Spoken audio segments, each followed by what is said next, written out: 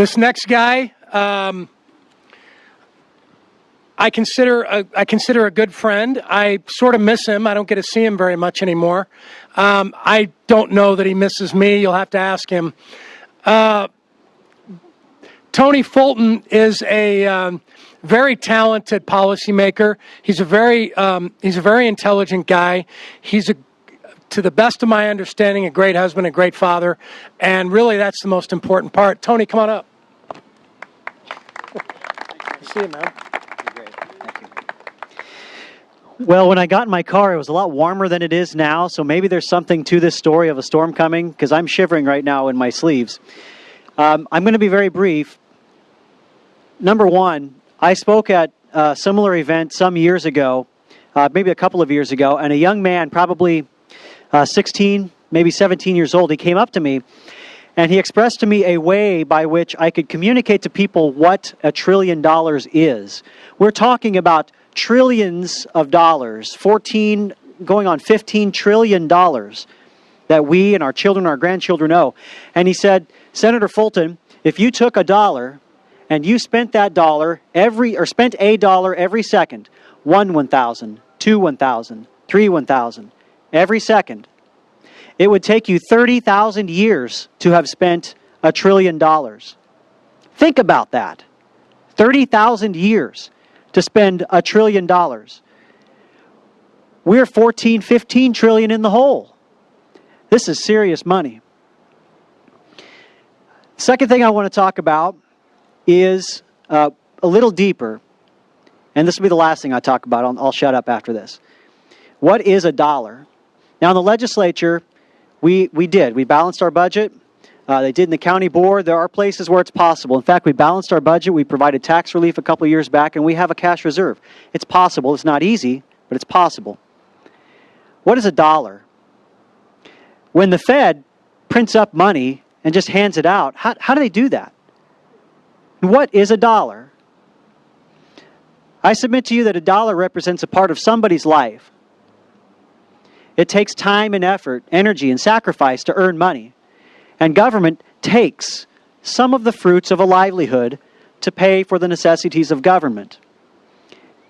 Now, the time that's spent to earn that dollar is time that you probably would spend with somebody else.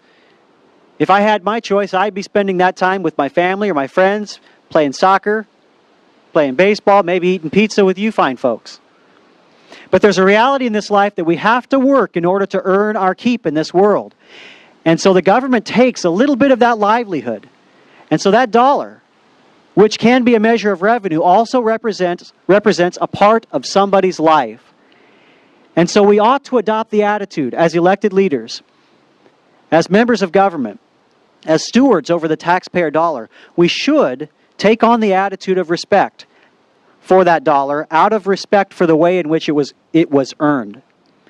And I'll tell you, I've said this before, but I've not said this before. The opposite is true. When they waste that money, when they spend it on $16 muffins and $1,200 toilet seats and give it to Solyndra executives who are just going to file bankruptcy anyway, they are disrespecting the way in which that dollar was earned. And so we often hear how important it is that we have these expenditures so that we can help the less fortunate. And who among us doesn't want to help the less fortunate? We have to have these expenditures, these programs, to help those who can't help themselves, and who among us doesn't want that? But there are evil people in this world who will take our good intentions and use it to empower themselves. And this is what we're up against in this next election. Remember what that dollar represents. It is the blood, sweat, and tears of a waitress, or a teacher, or a laborer. And to waste that money, to empower oneself, is the ultimate disrespect to any person. And that should be acceptable to a liberal, to a conservative, to a Republican, and a Democrat.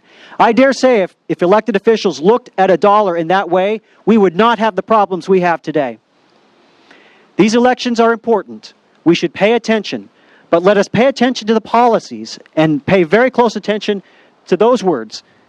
Cut spending now. Because you will hear how difficult it is to cut spending. You will be cold and heartless if you won't cut the spending. But let us think very deeply who indeed is cold and heartless when they take money from a generation that has yet to even be born. So God bless you all for being here. Spread this message around. Thank you, Americans for Prosperity. Thanks for coming over.